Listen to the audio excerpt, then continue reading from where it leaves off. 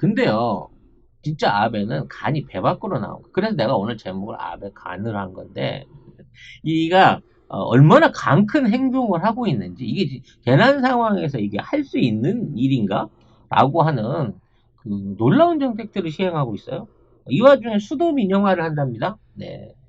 수도 민영화를 해가지고 만약 노후된 뭐 수도 시설을 개선하고 뭐 수도 공급을 확대하고 뭐 이런 건데, 늘 말씀드렸던 대로 SOC에 투자할 돈이 없으니까 민영 기업에다가 설비와 운영을 그냥 또 맡기는 거예요.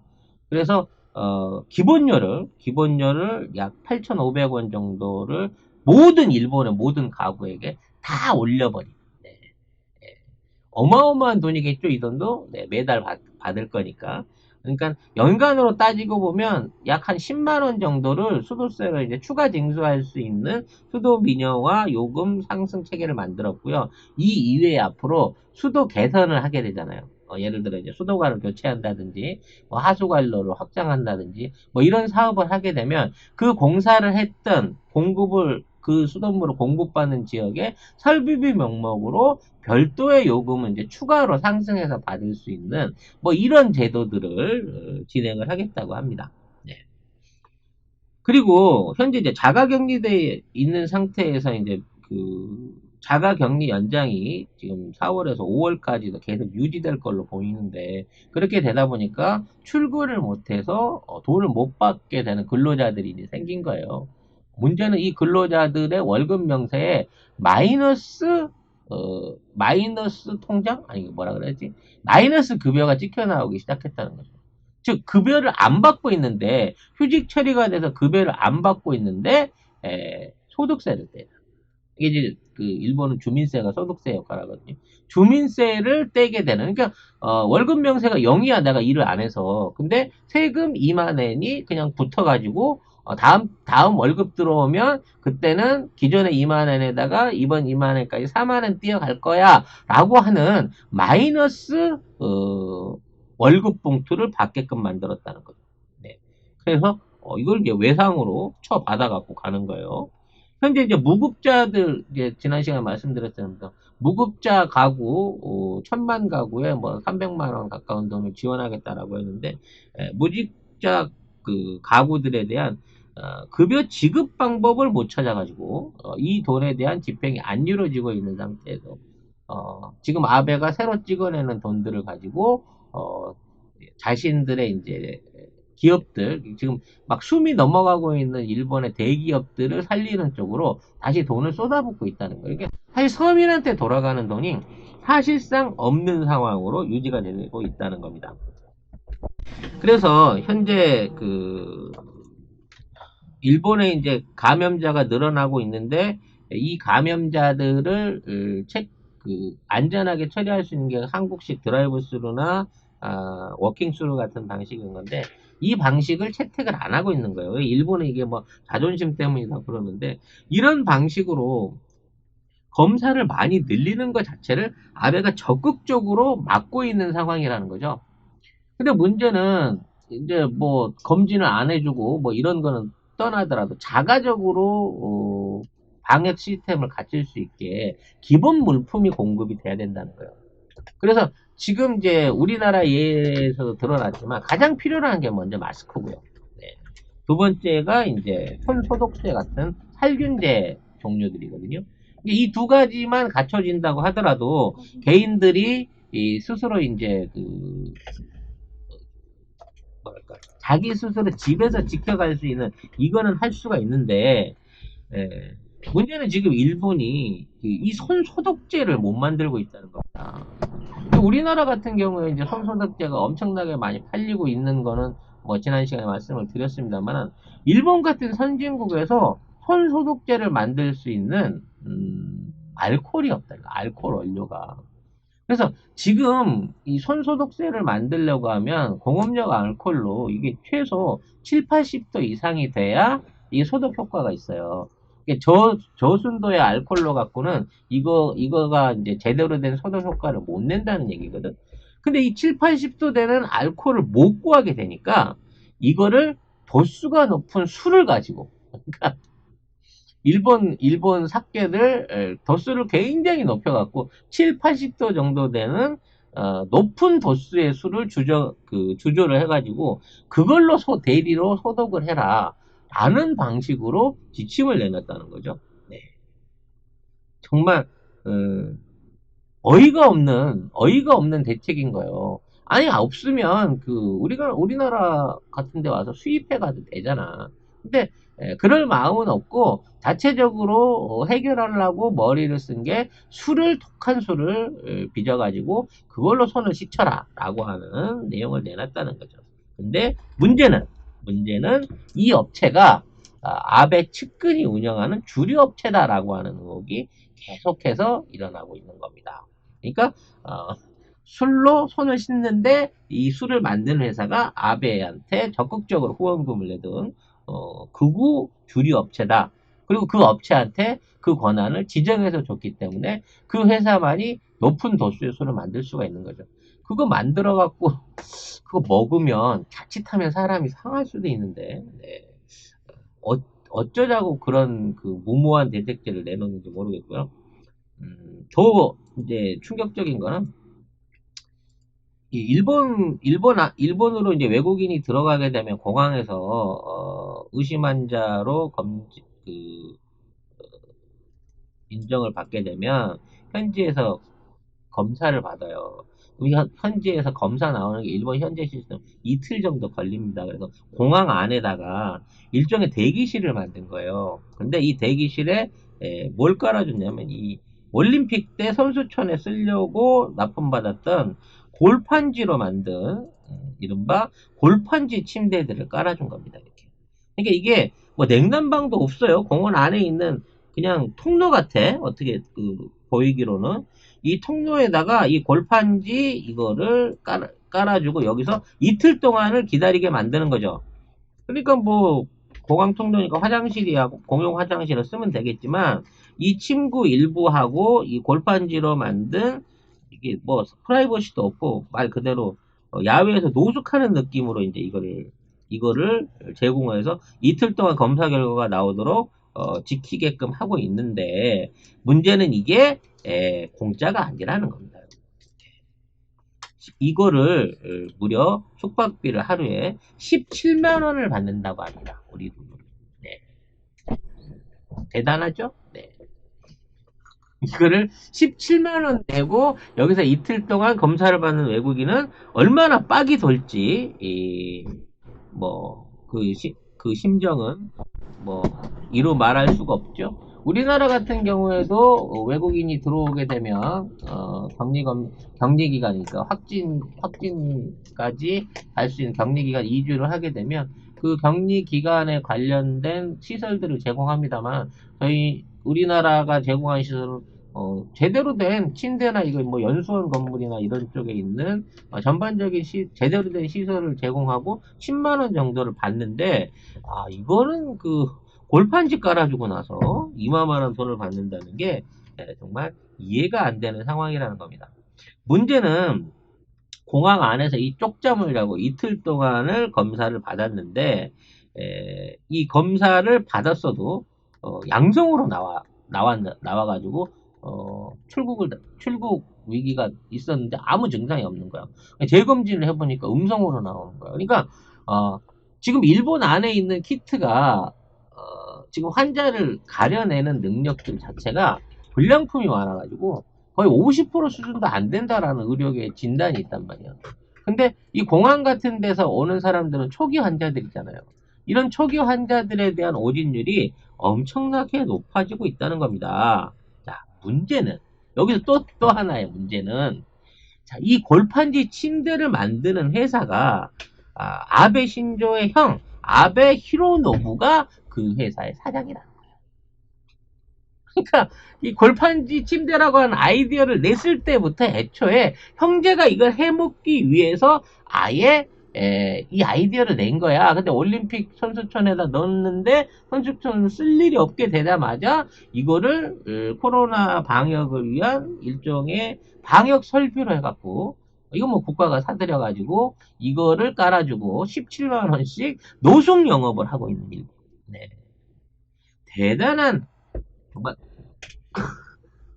기가 막힐 노릇 아니겠습니까? 이 형제의 장사성은. 하여튼 이 올림픽 특수가 올림픽 특수가 이런 그 재난 상황에서의 그 특수가 이런 식으로 주변 사람들한테 돈벌이 기회로 활용되고 있는 일들이 계속 일어나고 있다는 거야. 그러니까 아베 주변에 있는 애들이 다 헤쳐먹는 거야. 지금 일본 안에서의 진단 키트를 관련한 어떤 진단 사업을 전반적으로 운영하고 있는 감염증 연구소라고 하는데도 사실 아베하고 연관성이 계속해서 드러나고 있는 상황인 건데, 그것뿐만 아니라 이런 부속 제품에까지 알토란처럼 뭔가를 해먹고 있더라는 거죠. 자, 여기에 더 문제가 되는 거는 마스크입니다. 어, 일본 애들이 이러한 마스크들을 공급을 했단 말이에요. 가구당 2매씩. 그러니까 가구당 2매기 때문에 5인 가구에도 2매고 1인 가구에도 2매씩 한 거예요. 그냥 한 집에 2장씩 나눠준 건데, 이게 보시면 알지만 이게 어떤 의료용으로도 쓸 수 없는 완전히 조악한 재질의, 이게 무슨 그 감염 방지 효과가 있을까 싶은 이런 마스크들을 돈을 받고 제공을 한다는 거죠. 근데 이게 또 굉장히 또 작아요. 엄청 불편하대. 얼굴 전체가 안 갈아지는 거야. 그러니까 아베 자신도 이거를 쓰고는 있지만 얼굴이 다 안 가려지는 뭐 그런 모양새도만 보니까. 근데 이것들을 납품을 해가지고 전국에 맞아, 각 가정에 2개씩 나눠주는데 쓴 돈이 5천억이에요. 우리나라 5천억. 이해가 안 되는 상황인 거죠. 이 일본 정부가 제공하는 마스크가 전체적으로 14cm 정도밖에 안 된대요. 그러니까 어린이가 써도 얼굴이 전체적으로 가려질까 말까 할 정도의 수준이라서 일본 국민의 76%가 불편해서 못 쓰겠다. 줘도 안 쓸란다. 뭐 이런 상황인 건데, 여기에 세금은 5천억을 닦아 써버렸다는 거죠. 그렇게 되다 보니까 여기에 이제 뭐 아베 정부에 손 놓은 거고요. 이 상황을 극복하기 위해서 손 마사요시 원께서, 우리의 전정희 씨가 내가 5월부터 한 달에 3억 개씩 마스크를 일본에 공급해 주겠다라고 얘기를 했어요. 이제 이분이 일본에 대한 충성심이 대단하셔. 근데 하는 일마다 욕을 먹었죠. 처음에 진단키트 100만 명분 해갖고 초기 진단할 수 있게끔 내가 지원할게 라고, 내 돈으로 해줄게 라고 과감하게 던졌는데 오히려 욕을 되게 처먹었죠. 야, 그거를 갖다가 하게 되면 의료 붕괴가 일어날 줄 모르는데, 네 지금 돈 자랑하는 것도 아니고 왜 그런 일을 벌리냐 그러면서 대놓고 선정의 호의를 일본 국민 무시했단 말이야. 그래서 그러면 내가 초기에 마스크를 공급을 해줄게. 중국산 마스크 있으니까 내가 공급을 해줄게. 야, 너 그거 하게 되면 다 중국 애들 돈 벌어주는 일인데 너 중국 놈들하고 짰지. 우리 마스크 필요 없어. 마스크는 방역에 아무 도움이 안 돼. 라고 하면 1차적으로 거절했단 말이야. 근데 프레임이 바뀌고 마스크 관련해서 수요가 일어나기 시작하니까 결과적으로는 이제 이미 중국에서 또 뒤늦게 마스크를 구할 수 없는 상황에 닥쳤고, 그러다 보니까 부랴부랴 국내에서 저따위 천조가리 마스크를 만들어서 내니까 일본 국민의 불만이 폭발한 거야. 그래서 선재가 개인적으로 이제 BYD라고 BRD라고 하죠, 중국에서. 전기자동차 회사거든. 이 전기자동차 회사에서 마스크를 만든대요. 그러니까 아마 이제 이번 그 중국 안에서의 감염 사태 때문에 아마 공장 라인을 일부 개조한 것 같은데, 하루에 1,500만 장 정도를 만들 수 있는, 중국 안에서 제일 뭐 손꼽을 수 있는 탑3 안에 들어갈 수 있는 엄청난 생산량을 가진 마스크 공장인데, 여기에 다행히 손정희가 좀 지분이 있었나 봐. 그래서 거기서 오는 마스크를 가지고 3억 장을 대주겠다라고 얘기를 한 거예요. 그래서 이 3억 장 마스크는 이렇게는 이제 N95죠. 우리 그 KF 96 비슷한 수준인 거고, 나머지 2억 개는 이제 수술용 마스크, 이게 의료인들이 쓸 수 있는 일회용으로 쓸 수 있는 마스크 해가지고 3억 개씩을 공급하겠다라고 얘기를 하는데, 문제는 아무도 돈을 낸다는 사람이 없는 거야. 그러니까 손정희가 이거를 계속해서 대줄 순 없잖아요. 3억 개가 넘는다 그러면 아무리 작게 잡아도 300억에 3천억 원 이상을 계속해서 돈으로 지급을 해야 되는 상황인 건데, 거기에 관련된 비용을 내겠다고 하는 데가 없는 거야. 그러니까 손정희가 뻘쭘해진 거지. 내가 구해준다고 얘기하면 뭐 우리 의사단체가 나서든지 도매업체가 나서든지 아니면 국가가 나서서라도, 그래, 그러면 우리가 국비로 해서 어떻게 커버해주고 이게 어떻게 뿌려줄게라고 뭐 이런 중간 대책을 나서줘야 손정희의 호의가 이게 국민들한테 전달이 될 텐데, 지금은 상업장을 갖고 와도 이걸 누가 돈을 낼 건지부터 시작해갖고 이걸 어떠한 기준으로 누구한테 나눠줄 것인지에 대한 아무런 대책이 없는 상황인 거예요. 이거 손정희도 방찌는 거지. 도대체 얼마만큼을 해달라는 거야, 그러면 내가 가정으로 택배까지 다 보내줘야 돼? 라고 일본 정부한테 다시 묻고 있는 상황이 생긴 거예요. 아, 참, 이 무대책, 이 뻔뻔함은, 그 뭐라고, 그 말을 할 수가 없어서, 더군다나 이 상황에서, 사태가 악화되더라도 나는 책임이 없다. 라고 하는 아베한테는 최고인데, 여기서 조금 좀 의심을 좀 가져볼 필요가 있는 게, 그럼 손정희는 왜 이렇게까지 하느냐? 응? 어차피 뭐, 국적도 이중 국적이고, 미국 국적 갖고 있는 사람이고, 살기는 싱가포르 살거든요? 세금 안 내려고. 근데 왜 일본에 와갖고 이렇게 자기 돈을 써가면서까지 뭔가를 해보려고 애를 쓰느냐? 그 이면도 좀 들여다봐야 된다는 거야. 제가 굉장히 유니클로 회장이 1등이고 손정희가 부자로 2등이라고 하는데, 내가 보기에는 둘 다 지금 올해 쫄망 테크를 타고 있어가지고 재계 순위에서 둘 다 한참 밀릴 것 같은 생각이 드는데, 어찌됐거나 손정희가 요즘 사정이 굉장히 안 좋아요. 네. 이 2019년, 그러니까 작년도에 회계 손실이, 그러니까 자기 비전 펀드 돌리잖아. 위어크. 이 사우디에서 이제 왕가 돈 빌려다가 그걸로 비전 펀드 한다고 막 위어크부터 시작해갖고 알리바바 사고 뭐 사고 뭐 어마어마하게 사들였단 말이야. 그때가 잘 나갈 때까지만 해도, 이게 2018년도만 해도 한 20조 원 정도, 2조 원 이상, 우리 돈으로 2조 원 이상을 수익을 냈었어. 근데 올해는 이 손실 규모만 20조 원이 넘는다 그래요. 그만큼 주가가 폭락을 한 거지. 이 사람이 무슨 뭐 제조업에 투자한 게 아니라, 아, 벤처 기업, 유니콘 기업, 뭐 IT 기업 이런 쪽으로 투자를 다 해놨기 때문에, 경기 불황이 되면 주식값이 떨어지면 이 사람의 손실은 천문학적으로 늘어나는 상황인 건데, 근데 쿠팡은 한번 기대해 볼 만한 것 같아요. 뭘 기대해. 이미 쿠팡도 작년에만 4조 원 이상의 손실을 또 냈는데. 그 작년은 그냥 투자에 기대해 볼 만한 그런 거였고, 지금은 다 쿠팡으로 시키니까. 지금 쿠팡이 엄청나게 매출을 많이 올리고는 있지만 매출 오르는 만큼 계속 손실이에요. 저는 요즘에 쿠팡 시키는 재미로 음, 살아요. 저도 이제 새벽 배송 오는 거 보면서 진짜 일어날 사람이 나를 반겨주는 건 어, 너밖에 없구나. 너무 고생하는구나 이런 생각도 해보기는 하는데, 문제는 하면 할수록 그 회사들이 손해라고. 그래서 나는 솔직히 손정희가 이 조만간 1, 2년을 못 버티고 파산할 것 같은 느낌이 자꾸 드는 거예요. 현재 시세로 보면. 또 파산까지는 또 아니지 않을까.